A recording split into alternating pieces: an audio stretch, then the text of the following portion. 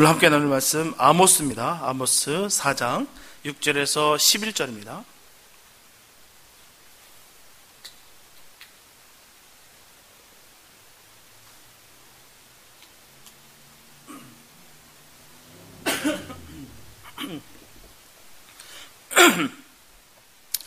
아모스 4장 6절에서 11절 말씀, 주님의 귀한 말씀 봉독해 올려드립니다.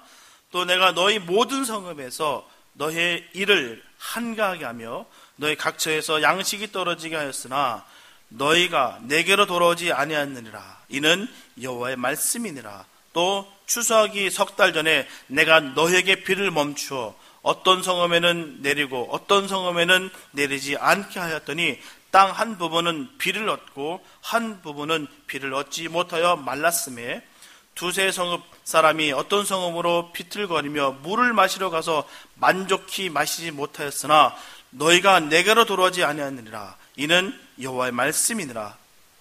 내가 풍제와 깐부기 재앙으로 너희를 쳤으며 팥종이로 너희의 많은 동산과 포도원과 무화과 나무와 감람나무를 다 먹게 하였으나 너희가 내게로 돌아오지 아니하였느니라. 이는 여호와의 말씀이니라. 내가 너희 중에 연병이 임하게 하기를 애굽에서 한 것처럼 하였으며 칼로 너희 청년들을 죽였으며 너희 말들을 노략하게 하며 너희 진의 악취로 코를 찌르게 하였으나 너희가 내게로 돌아오지 아니하느니라. 이는 여호와의 말씀이니라. 내가 너희 중에 성읍 무너뜨리기를 하나님 내가 소돔과 고모라를 무너뜨림같이 하였으므로 너희가 불붙는 가운데서 빼낸 나무 조각같이 되었으나 너희가 내게로 돌아오지 아니하느니라. 이는 여호와의 말씀이니라. 아멘. 죄악은 어리석음 그 자체입니다. 그 이유는 범죄자의 악행은 자기 자신을 망하게 하기 때문이에요. 그러나 당사자는 그것을 알지 못하고 죄가 점점 독해지고 죄책감은 점점 상실되어 간다라는 것입니다. 그런데 문제는 이런 어리석고 추한 죄를 범하는 약점이 모든 사람들에게 있다는 것입니다. 그렇기 때문에 예수님은 전하시기를 너희 중에 죄 없는 자가 먼저 돌로 치라라고 말씀하셨어요. 어떤 큰 죄를 지었다 할지라도 죽음 앞에서라도 예수님을 마음으로 영접하고 죄를 회개한다면 예수님께서 십자가에서 흘리신 그 보배로운 피로 말미암아 죄를 용서해 주시고 천국으로 보내주신다는 것입니다. 하지만 죽기 전에 회개의 기회를 놓치게 된다면 영원한 지옥에 떨어지고 만다는 것이죠. 그래서 예수님께서 말씀하십니다. 나는 길이요 진리요 생명이니 나로 말미암지 않고서는 아버지께로 올 자가 없느니라 라고 말씀하셨어요. 예수 외에는 결코 구원은 없다라고 분명히 말씀하십니다. 저와 여러분들은 회개만이 살 길이라는 것과 그 길만이 천국 갈 수 있는 비밀의 문이라는 것을 반드시 기억해야 될 줄로 믿습니다. 아모스 선지자는 남유다 사람이었어요. 그러나 북이스라엘에 대해서 주로 예언했던 선지자가 바로 아모스 선지자였습니다. 아모스서의 주요 내용은 귀족 계급들의 안일함과 사치 그리고 빈부의 큰 격차로 인해서 가난한 자들의 수탈과 압제당함을 고발하고 있어요. 또한 도덕적 부패에 대한 경고의 내용입니다. 아모스 선지자는 이스라엘의 완악함과 재앙의 고통이 점점 더해질 것을 강조하면서 탄식하고 있다는 것입니다. 그래서 이스라엘의 악행에 대해서 하나님이 징벌을 내렸음에도 불구하고 이스라엘이 여호와께 돌아가지 아니하고 회개치 않음으로 주님께서 심히 슬퍼하심을 탄식하고 있습니다. 사실 재난에는 분명한 목적이 있어요. 그냥 있는 것이 아닙니다. 하나님께서는 재난을 통해서 언약 백성들이 범죄를 깨닫기를 원하셨어요. 하나님께로 돌아오기를 원하셨다라는 것입니다. 그래서 하나님은 많은 선지자들 보내서 죄를 지적하고 책망하셨어요. 그러나 문제는 그래도 그들은 듣지 않았다라는 것입니다. 아무리 선포하고 이게 죄다, 이게 죽음의 길이다, 영원히 멸망할 것이다 라고 그렇게 수많은 선지자들이 그렇게 외쳤는데도 불구하고 그들은 귀를 막았다는 것입니다. 하나님의 말씀보다는 자신의 안위와 사치와 자신의 교만에 그들의 귀를 가렸다라는 것입니다. 그렇다면 하나님께서 허락하신 재난들은 어떤 것이 있겠습니까? 첫째, 굶주리게 됩니다. 본문 6절에 보게 되면 내가 너희 모든 성읍에서 너희 일을 한가하게 하며 너희 각처에서 양식이 떨어지게 하였으나, 여기서 일을 한가하게 하며 라는 말씀은 원어적 의미로서 깨끗한 치아들, 깨끗한 이란 뜻이에요. 그래서 입에 먹지 못하기 때문에 이가 깨끗하다라는 것입니다. 뭔가 씹어야 이게 끼기도 하고 이물질이 남죠. 입에 아무것도 먹은 것이 없으니 이에 때가 묻을 리가 없다라고 전하고 있는 것입니다. 그러므로 이 말씀의 전체적인 의미는 하나님께서 기근이나 여러 가지 재앙들을 주어서 양식이 떨어지게 한다라는 것입니다. 둘째, 가뭄이 생깁니다. 본문 7절과 8절에 보면 또 추수하기 석 달 전에 내가 너에게 비를 멈추어 어떤 성읍에는 내리고 어떤 성읍에는 내리지 않게 하였더니 땅 한 부분은 비를 얻고 한 부분은 비를 얻지 못하여 말랐음에 두세 성읍 사람이 어떤 성읍으로 비틀거리며 물을 마시러 가서 만족히 마시지 못하였으나, 이 팔레스타인 지역, 이 중동 지방에는 추수하기 석 달 전에 내리는 비는 지금 우리 달력으로 10월부터 다음 해 2월까지 내리는 바로 겨울비를 말하는 것입니다. 그래서 추수하기 석 달 전에 비가 내리지 않게 하였다라는 말은 기근이 들어 마실 물이 없다는 상태가 됐다는 것이죠. 이렇게 척박한 땅에서 정말 물이 풍성하지 않은 이곳에 비가 내리지 않는다면 그 고난은 어마어마하다는 것입니다. 생존과 직결됐다는 것이에요. 셋째는 해충이 피해를 받습니다. 본문 9절에 보면 내가 풍재와 깐부기 재앙으로 너희를 쳤으며 팥종이로 너희의 많은 동산과 포도원과 무화과 나무와 감람나무를 다 먹게 했으나, 여기서 풍재는 히브리 용법에 보리 같은 작물에 드는 병입니다. 이삭이 새까맣게 되는 병을 말하기도 하고요, 병충해 같은 것이 생겨서 곡식을 말라버리게 하는 동고병을 말하는 것입니다. 또한 깐부기 역시 식물의 흰 곰팡이로 인해서 곡식을 마르게 하는 것이에요. 녹균병을 말합니다. 그리고 팥종이는 메뚜기의 일종으로서 곡식의 가지와 잎을 잘라먹음으로 말미암아 치명적인 손상을 주는 곤충이다라는 것입니다. 이 곤충이 동산과 포도원과 무화과 나무와 감람나무를 다 먹어버리고 해를 입혔다라는 것입니다. 당시는 농경문화였어요. 그래서 백성들의 소득원은 주로 곡물이었는데 그 모든 소득원에 치명적인 손상을 주었다는 것입니다. 넷째는 전염병이 생깁니다. 본문 10절에 보면 내가 너희 중에 연병이 임하게 하기를 애굽에서 한 것처럼 하였으며, 여기서 연병은 일종의 전염병을 말하는 것이에요. 특히 본문은 애굽에서 한 것처럼이라고 분명히 전하고 있습니다. 이것은 출애굽 당시에 10가지 재앙 가운데 있었던 괴질이나 전염병을 말하는 것이에요. 다섯 번째, 전쟁이 일어납니다. 본문 10절에 보게 되면 칼로 너희 청년을 죽였으며 너희 말들을 노력하게 하며 너희 진의 악취로 코를 찌르게 하였으나, 이 말씀은 전쟁을 통해서 젊은 용사들이 죽게 하고 또 말들과 마병들을 사로잡히게 했다라는 것입니다. 그래서 그들의 진영은 죽은 자들과 썩은 시체들의 풍기는 이 악취로 말미암아 코를 찌르게 될 것이다 라고 전하고 있습니다. 이스라엘 역사에서 주변국들과 잦은 전쟁을 하는데 이 모두는 바로 이스라엘 백성들이 죄 때문이었다라는 것입니다. 그냥 전쟁이 일어난 것이 아니에요. 하나님께서는 그들의 죄를 인하여 주변국들을 일으켜 세웠다는 것입니다. 이처럼 항상 모든 재난은 이스라엘 백성들이 하나님의 언약 백성으로서 책임을 다하지 못한 일에 대한 하나님의 심판으로 그대로 나타났습니다. 하나님께서 이러한 재난을 주셨다는 것이죠. 하지만 그 목적은 본문에서 계속 강조하고 있듯이 너희가 내게로 돌아오지 아니하느니라, 그 말씀입니다. 죽이기 위해서, 멸망시키기 위해서 재난을 주시는 것이 아니라 그들을 살리기 위해서, 그들을 주님의 품으로 인도하기 위해서 주셨다는 것이죠. 오늘 말씀을 통해 완악한 인간의 마음을 보며 아파하시는 하나님의 마음을 깨닫게 되는 복된 시간이 되었으면 참 좋겠습니다. 첫째, 사람의 마음은 견고한 성과 같다라는 것이죠. 본장 1절에서 5절은 쾌락과 유격을 추구하는 이스라엘의 부자들의 생활상에 대한 비판입니다. 그리고 6절에서 13절 말씀은 하나님께서 많은 재앙을 내리셔서 저들을 징계했음에도 불구하고 여호와께로 돌아오지 않았다라는 내용입니다.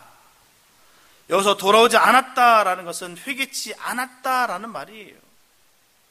그리고 주 여호와의 말이라는 표현은 히브리어로 보면 아모스 선지자의 특유의 표현입니다. 바로 하나님의 슬픔과 아픔의 무거운 마음을 나타내는 표현이었어요. 그러므로 이 반복적 후렴구는 너희가 회개치 않으니 내 마음이 몹시도 무겁고 아프구나, 그런 뜻입니다. 본문에 의하면 애굽에 내렸던 연병의 재앙까지 내리고 청년들을 칼로 죽이기까지 했으나 그들은 하나님을 경외치 아니하고 끝까지 하나님께 회개하지 않았다라는 것입니다. 본장에서 너희가 내게로 돌아오지 아니하였느니라 하는 말씀을요 5번이나 합니다. 계속적으로 봐서 다른 장도 아니고 이 본장에서만 벌써 5번이나 강조하고 있다는 것이죠. 얼마나 이 말씀이 중하면서 말입니다. 얼마나 이들이 고집스러운가를 잘 알 수가 있다는 것이죠. 그 엄청난 재난과 그 엄청난 그 징계를 받았는데도 불구하고 그들은 돌이키지 않았다라는 것을 그대로 표현하고 있습니다. 내게로 돌아오지 않았다.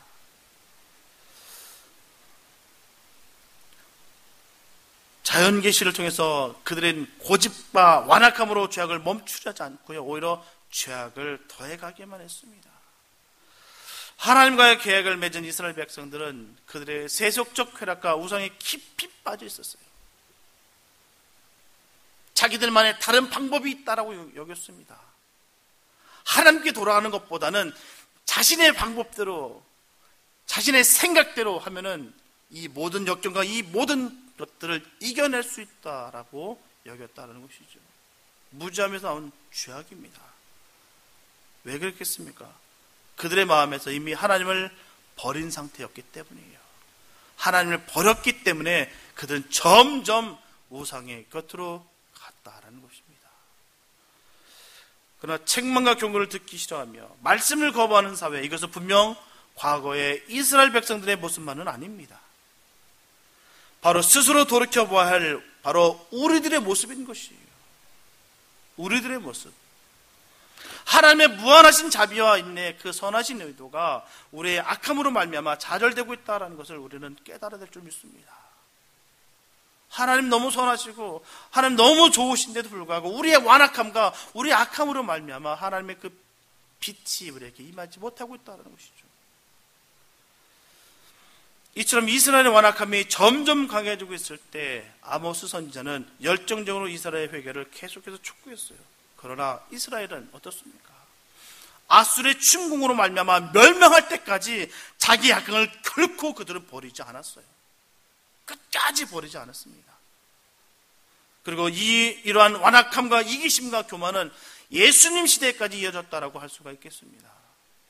예수님께서 바리새인과 사두개들을 향해서 이 독사의 자식들아 라고 선포하셨고요, 또한 위선자들이라고 징책하신 장면을 우리가 떠올린다 보면 아모스 이후에 약 800년의 시간이 지났는데도 불구하고 참단 회개의 마음을 갖지 않았다라고 그대로 말할 수가 있습니다. 바뀐 게 없었다는 것이에요. 암흑기가 있는데도 불구하고. 그럼에도 불구하고 하나님께서는 여전히 오늘날도 그들을 참으시고 회개하고 주님께로 돌아오기를 간절히 기다리신다는 것이에요. 아들을 주시기까지 사랑했는데도 불구하고 말입니다. 그렇다면 회심이란 무엇이겠습니까? 회심. 신학적 의미로는 우상이나 악에서 하나님께로 전향하는 것을 바로 회심이라 말합니다. 다시 말씀드리면 인간이 흑암에서 광명으로 사단의 권세에서 의식적으로 하나님께 전향함을 의미하는 것이에요. 이게 바로 회심입니다. 그러므로 누구든지 회심의 과정이 없이는 하나님 나라에 도저히 갈 수가 없습니다.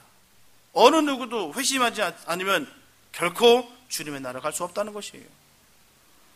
반드시 회심은 젊은이나 노인이나 부자나 가난한 자나 모두에게 필요한 말씀이에요. 모두에게 적용되는 것입니다. 그래서 회심이 없이는 선한 사람도 충분한 선함이 아니다라는 것이죠.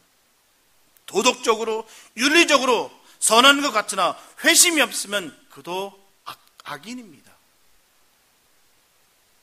예수님은 우리가 분명히 거듭나야 하나님의 나라를 볼 수 있다고 말씀하셨어요. 복음이 선포되는 곳에서는 분명하게 회심이 요청됩니다. 회심이 반드시 필요해요. 왜냐하면 회심치 않고는 예수님을 옳게 믿을 수 없기 때문입니다. 믿는다고 하지만 입으로만 믿는 것이고 관념적으로 믿는 것이고 지식적으로 믿는 것이지 결코 인격적인 만남이 아니었다라는 것입니다. 회심의 단계를 거쳐야 예수님을 믿고 모든 세계를 예수님의 눈으로 바라볼 수 있게 되는 것이에요. 우리는 정말 지혜가 있어야 될 줄 믿습니다. 내가 믿는 뭘 믿는지, 어떤 것이 믿는 것인지, 어떤 사람이 정말 믿음의 사람인지를 우리가 구별할 수 있어야 되는 것이에요. 과연 저 사람이 정말 예수님의 눈으로 바라보고 있는지, 예수님의 마음으로 그렇게 살아가고 있는지, 그 모습을 보고 바로 성도의 가치관을 갖고 살게 되는 것이에요. 그게 성도의 가치관입니다. 그게 바로 자존감이에요. 우리가 다 양보할 수 있습니다. 희생할 수 있어요. 그러나 이 자존감만큼은 우리가 결코 버릴 수가 없어요. 버릴 수가 없습니다. 내가 성도로서의 자존감, 하나님 자녀로서의 이 자존감은 결코 버릴 수가 없습니다. 우리가 이 정확한 우리 아이덴티티가 무너져 버리니까 세상 사람인지 세상 사람이 잘하는 모습 보고도 그게 정말 영적인 거라고 얘기하는 분들도 계시고요. 뭐가 영적인지도 모르고 뭐가 육적인지도 모르고 우리가 살아갈 때가 얼마나 많은지 몰라요. 우리는 성도로서의 분명한 자존감이 있어야 될 줄 믿습니다. 성도로서의 분명한 자존감이 있다면 흔들리지 않아요. 내 앞에 일확천금이 앞에 있다 할지라도 하나도 앞에 부러움이 없습니다. 그보다 더 귀한 우리 주님이 내 안에 계시기 때문에 그게 진정한 믿음입니다. 내가 정말 믿음의 삶이라고 내가 내 성도로서의 자존감은 바로 거기 있는 거예요. 1억 천금을 내 앞에 딱 놔봐라. 내가 이 주님의 그 사랑을 버릴 수 있는지. 그게 바로 자존감입니다. 내 안에 예수가 꽉 차기에 아무것도 부를 곳이 없어요.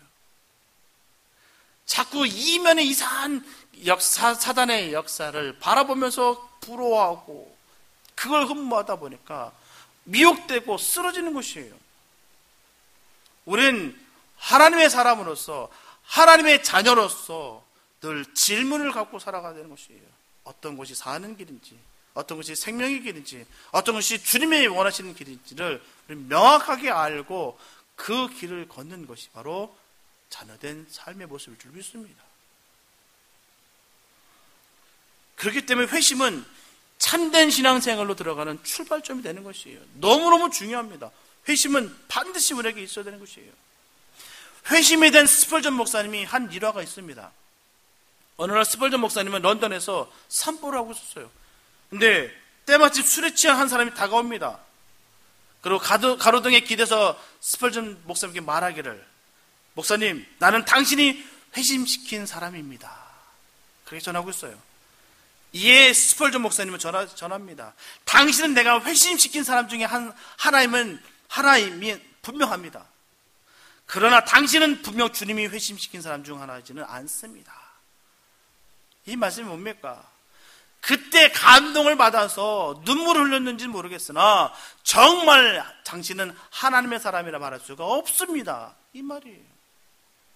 그냥 감동만 받았을 뿐이지 그냥 혼적인 역사만 있었던 것이지 진정한 영적인 하나님의 마음을 깨닫지 못한 자다라고 분명히 얘기하고 있습니다.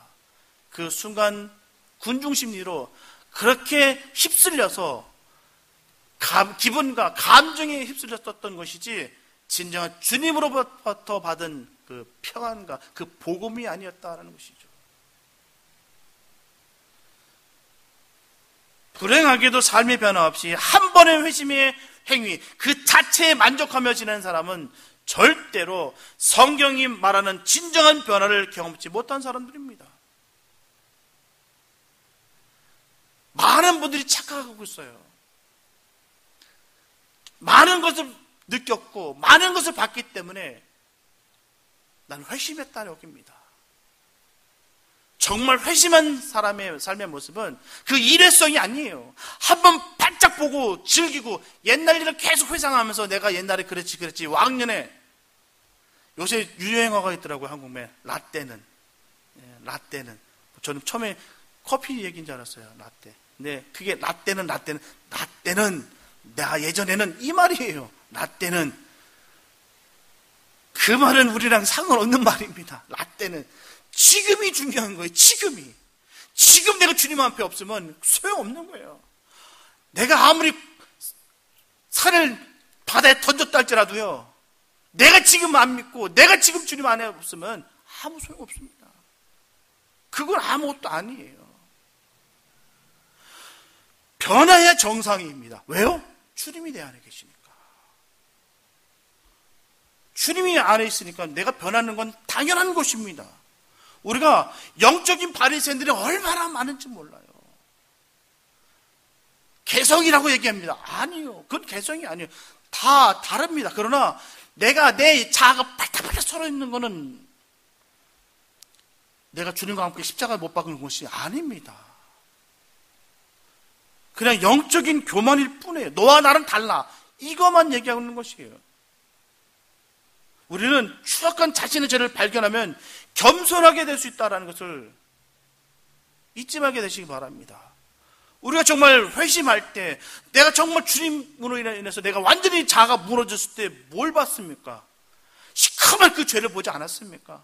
만약에 그 못 봤으면은 정말 다시 고민하시기 바랍니다. 나 같은 죄인을 살려주신 그 올라온 그 사랑 때문에 내가 살아가고 있음을, 그 가비옥 속에 살아가는 사람이 정말 예수님의 사람들의 모습이에요. 다양한 경험을 했다고 해서, 다양한 내가 은사가 내 손에서 튀어져 나갔다고 해서 그게 전부가 아닙니다. 그거 안 해도 돼요. 전 내 안에 예수를 인하여 내가 주님과 함께 십자가 못 박는 삶을 살아가는 것, 그게 더욱더 중요하다는 것입니다. 그래서 우리가 깨닫게 되는 것은 교인이라고 해서 모두가 다 회심을 하진 않았다는 것입니다. 요즘 교회가 가지고 있는 아픔은 바로 교인이라고 하지만 하나님 앞에 심령의 변화, 바로 진정한 영적 회심을 경험하지 못한 사람들이 너무나도 많다는 것입니다.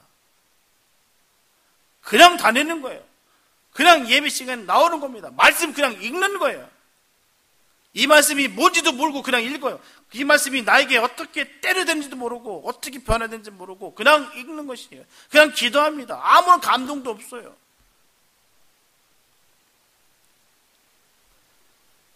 다시 말씀드리면 성도가 아닌 교인으로서만 살아가는 사람들이 너무나도 많다는 것입니다. 분명하게 하나님께서 변화시켜 회심한 사람은 삶 속에서도 경건한 믿음의 삶을 살아야 되며 하나님을 향한 열정과 거룩한 삶의 열매를 맺어야 된다는 것이에요. 우리 주님께서 말씀하시지 않았습니까? 내가 열매를 보고 안다라고 얘기했었어요. 네가 암만 첫날 만날 방만 뜬다 할지라도 열매를 딱 맺는 거 보면 내가 안다. 열매를 맺어라. 거룩한 열매를 맺어라. 그 말씀을 주셨습니다. 그래서 결국 회심은 구원받는 자들을 구원받은 자답게 살도록 하는 하나님의 은혜인 것이에요. 이 회심을 통해서 우리는 하나님을 향한 삶의 방향을 정하고 사람들과의 관계에서 믿음과 사랑의 삶을 살게 되는 것입니다. 영적인 바리새인들은 하나님께 반드시 책망받습니다. 그러니까 내가 내 스스로 늘 바라봐야 돼요. 내가 정말 영적인 바리새인은 아닌가?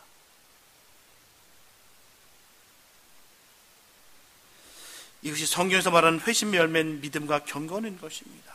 하나님의 마음을 품고 살아가는 사람들. 저와 여러분들은 연약한 인간인지라 여호와를 믿고 그의 율법을 좇아 산다고 하면서도 순간순간 말씀을 어기고 여호와를 떠나는 때가 참 많습니다. 그런 우리 연약함을 인정해야 되는 것이에요. 그러나 주님을 향한 회심의 역사가 있다면 우리는 반드시 주님이 원하신 자리에 돌아갈 줄을 믿습니다. 늘 그 자리에서 멈추서는 것이 아니라 끝까지 주님께 달려가는 삶을 살아가는 것이에요. 나 같은 사람을 사용해 주시니 감사합니다. 잊지 않으시고 인도하시니 나를 자녀 삼으시니 감사합니다. 내 죄가 뻔히 보이는데 이런 나인데도 불구하고 주님께서 나를 건지시고 사랑하시니 너무 감사합니다.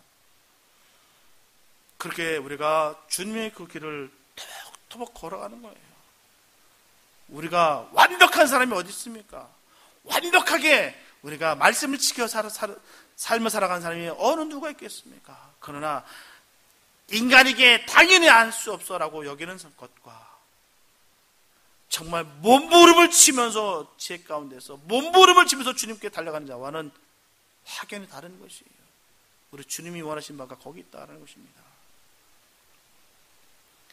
그 은혜를 잊지 않고 늘 기억하며 살아가기 위해서 우리는 늘 성령 충만해야 될 줄 믿습니다. 이스라엘이 여호와를 떠났듯이 우리가 지금 주님과 멀어져 있는지 늘 점검해야 되는 것이에요. 지금 주님과 떨어져서 정말 떨어져 있는데도 불구하고 주님과 함께 있는 것으로 착각하고 있을 때가 얼마나 많은지 몰라요. 난 교회 나오니까, 난 지금 말씀을 읽고 있으니까, 난 기도하고 있으니까 난 주님과 함께하고 있는 것이야 라고 착각할 때 많이 있어요. 삶의 변화는 아무것도 없는데, 주님의 마음이 날 터치하시는 것은 아무것도 없는데, 주님을 내가 인식하고 살아가지도 않으면서 내가 필요할 때만 주님이 나와 함께 있는 것처럼 내 마음대로 주님을 종처럼 내가 사용하고 있는 것은 아닌지 내가 늘 점검해야 될 줄 믿습니다. 그리고 그러한 순간의 떠남이 영원한 떠남이 되지 않도록 항상 나의 죄를 회개하고 자복하며 여호와께로 돌아가는 마음과 자세를 가져야 될 줄 믿습니다. 하나님께서는 언제나 회개하고 오는 모든 사람들을 자비로운 가슴으로 늘 기다리고 계십니다. 둘째, 하나님은 여호와를 떠난 자를 기다리세요. 오늘 본문 말씀은 심판 가운데서 은혜를 베푸시며 회개하고 돌아오기를 기다리는 사랑의 하나님을 보여주고 계십니다. 성경은 수없이 공의의 하나님과 사랑의 하나님이라고 하는 하나님의 속성의 양면성을 그대로 보여주고 있어요. 그런데 궁극적으로는 심판 중에서일지라도 은혜를 베푸실 정도로 자비롭고 오래 참으시는 사랑의 하나님을 가르쳐주고 있습니다. 하나님의 뜻이 거기 있는 것이에요. 사랑의 하나님이십니다. 보면 11절에 보게 되면 내가 너희 중에 성읍 무너뜨리기를 하나님 내가 소돔과 고모라를 무너뜨림같이 하였으므로 너희가 불붙는 가운데서 빼낸 나무 조각같이 되었으나 너희가 내게로 돌아오지 아니하였느니라. 이는 여호와의 말씀이니라. 여기서 불붙는 가운데서 빼낸 나무 조각이라는 말씀은 도저히 벗어나기 어려운 고통스러운 상황 속에서의 구원을 말하는 것입니다. 바로 소돔과 고모라와 연관지어 우리가 생각해 볼 때 롯의 구원이 바로 이에 해당된다라고 볼 수가 있습니다. 소돔과 고모라는 지금 주님께서 지금 멸망하식으로 작정하셨어요. 완전히 불로 태우식으로 했습니다. 그 가운데 롯의 가족을 건지셨다는 것입니다. 그 불붙는 가운데 주님께서 빼내셨다는 것이죠. 또한 그 처하게 된 동기는 분명히 다를지 몰라도 다니엘의 세 친구가 풀무불에서 바로 구원받은 것 역시 이 말씀과 동일하다는 것입니다. 그들의 구원은 전적으로 자신들의 노력이 아니에요. 바로 하나님의 은총의 결과입니다. 하나님께서 그들을 건져내신 것이에요. 그러므로 이 말씀은 하나님께서 하시고자 하신다면 어떤 여건과 상황일지라도 하나님의 은총을 막을 수 없음을 그대로 보여주는 것입니다. 하지만 우리가 무엇보다도 깨달아야 되는 것은 하나님의 그 기적적 구원의 은혜가 당연히 받을 자격을 갖춘 자들에게 대해서 베풀어진 것이 아니라는 것입니다. 나는 당연히 받을 만해. 나라면 분명히 구원받을 만하지. 내가 지금 한 게 얼만데, 지금 사역을 내가 얼마나 많은 것을 내가 감당했는데, 남들이 못했던 건 내가 다 했는데 나는 당연히 구원받아야지. 그 말이 아니다라는 것입니다.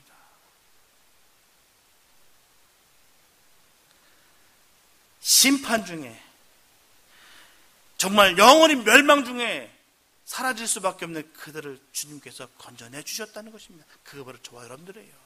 아무리 노력하고 아무리 많은 걸 했다 할지라도 주님이 우리를 건져내 주신 그 사랑에 비하면 아무것도 아닙니다. 우리가 증거하고 자랑할 게 아무것도 없어요.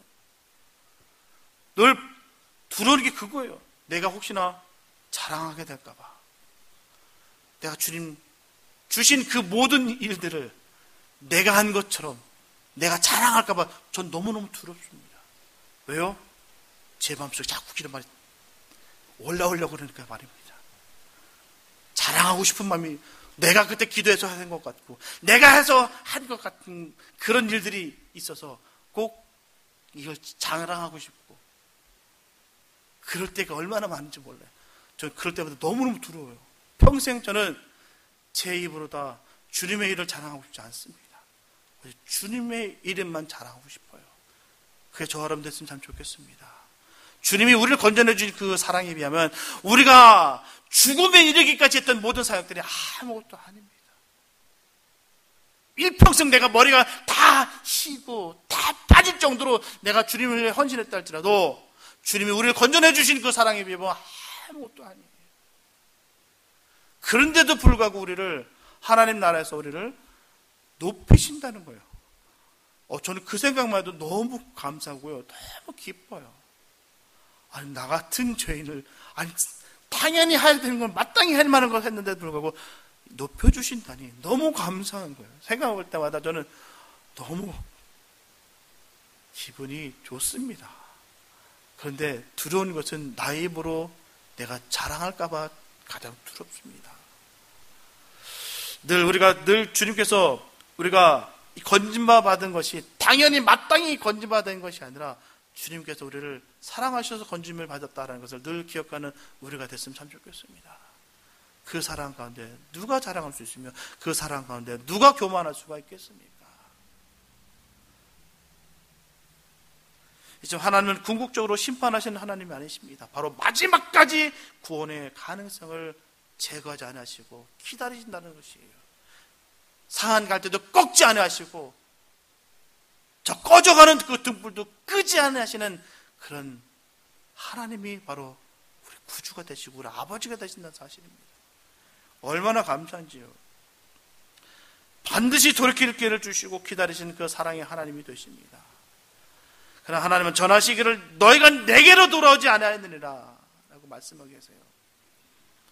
이렇게 기회를 주시고 기다려 주셨지만 죄인들은 하나님의 사랑을 완강하게 거부합니다.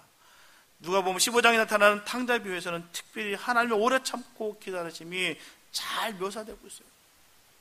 탕자는 진심으로 뉘우친 후에 다시 아들이 될 자격이 없다고 생각하고 종으로 일하고자 아버지를 찾아갔으나 아버지는 어떠십니까? 그를 아들로 맞아주셨어요. 이것이 아버지의 사랑이요 하나님의 사랑입니다.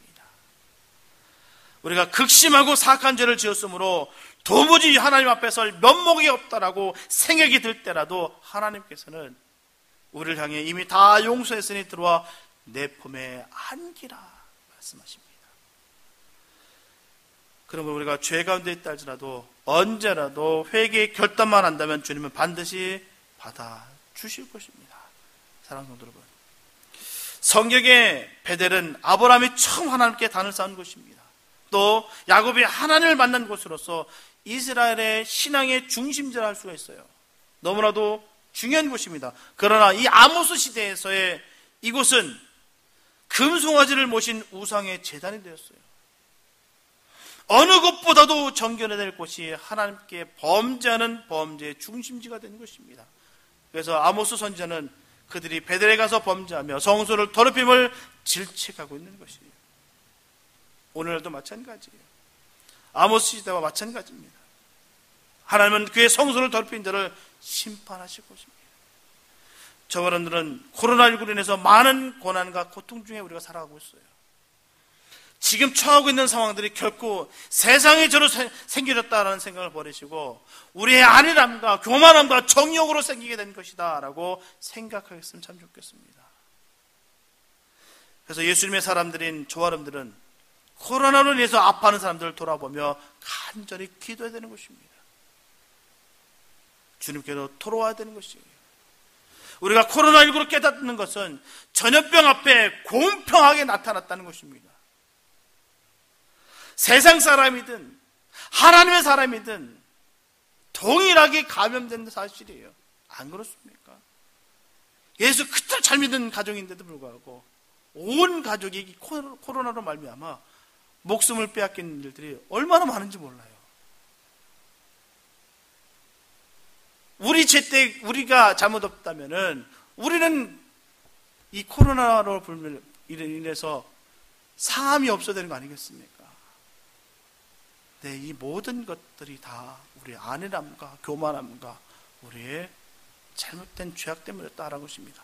이 세상 사람들한테 죄를 돌릴 것이 아니라 우리가 회개하고 주님께로 돌아야 될 줄 믿습니다.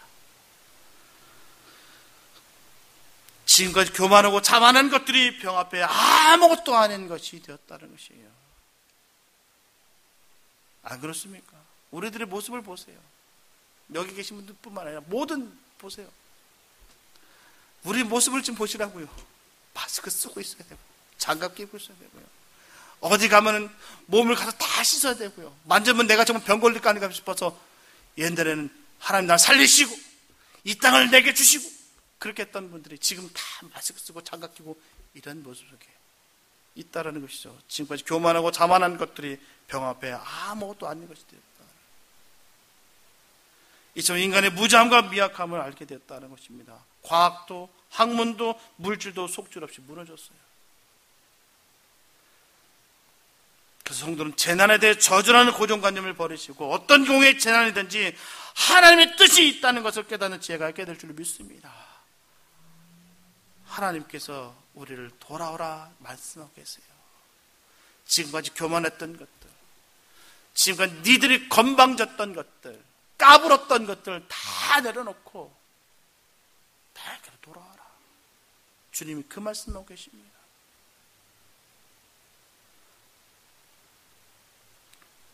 만약 우리가 재난을 통하여 하나님의 뜻을 찾고 참고 기다리면서 기도한다면 유익한 방향으로 바꿔주신다는 사실을 믿어야 될 줄 믿습니다. 회개할 부분은 회개하고 하나님 만나기를 예비하면 하나님께서 생명을 주시고 은혜를 베풀어 주신 것을 배우게 될 줄로 믿습니다. 이렇게 하나님 만나기를 예비하는 것은 하나님 중심적으로 우리의 삶의 구조를 조정하는 것이에요. 지금까지 교만했던 거 다 내려놓으시 바랍니다. 그로 인해서 주님이 지금 왜 이 땅 가운데 이 세상에 이런 재난 가운데 재난을 허락하셨는지를 바라보시면서 우리가 먼저 회개하고 우리가 더욱더 하나님을 하나님 되게 하는 그런 은혜가 있게 되시기 바랍니다. 이처럼 우리가 하나님 중심적으로 삶으로 구조를 조정한다면 하나님께서 이 위기를 큰 축복으로 분명히 바꿔 주실 것입니다. 그분이 바로 우리의 아버지가 되십니다. 주님은 절대로 주님의 자녀들을 포기하지 않으시고 끝까지 인도하실 것입니다. 그런 축복이 저와 여러분들에게 끝까지 이루어지게 되시기를 예수님의 이름으로 축원합니다. 기도합니다. 사랑주님 감사합니다. 아버지, 지금까지 우리가 교만했던 것들 주님 앞에 다 내려놓습니다. 내가 주님 곁에 있었다고 착각했었던 것들 다 내려놓고 내가 믿고 있었던 이 우상들을 다 내려놓게 하여 주시옵소서. 그로 인하여 주님 품으로 달려가기 원합니다. 하나님, 이 모든 고통과 고난이 우리의 악함 때문에 그렇습니다. 우리가 남을 사랑하지 못했기 때문입니다. 영혼을 내가 귀하게 여기지 않았기 때문입니다. 우리가 예수님의 그 눈으로 바라보지 못했기 때문입니다. 하나님, 저희들을 변화시켜 주시고 주의 크신 사랑을 다시 한번 깨닫게 해 주시옵소서. 우리의 모습을 바라볼 수 있는 그런 은혜가 있게 하여 주시옵소서. 마스크를 쓸 수밖에 없고 장갑을 낄 수밖에 없는 이 상황이 왜인 것인지를 알게 해 주시옵소서. 그 앞에 우리가 아무것도 아니었다라는 것을 다시 한번 깨달아서 하나님, 우리가 주님 앞에 온전히 회개하며 자복하며 주님 앞으로 나아갈 수 있는 자 되게 하여 주시옵소서. 그로 인하여 주님의 마음을 담기 원합니다. 주님을 담기 원합니다. 우리의 식어지고 딱딱하게 굳었던 우리의 심장을 주님의 심장으로 바꿔주시옵소서. 다시 뛰기 원합니다. 심차게 주님의 일들을 간략히 원합니다. 다시 한번 주님 우리들에게 기회를 주시고 다시 한번 길을 열어주시옵소서. 주께서 넘치는 복을 임하게 해주시고 충만케 하여 주심을 믿사옵고 우리 원하신 예수님의 이름으로 기도했습니다.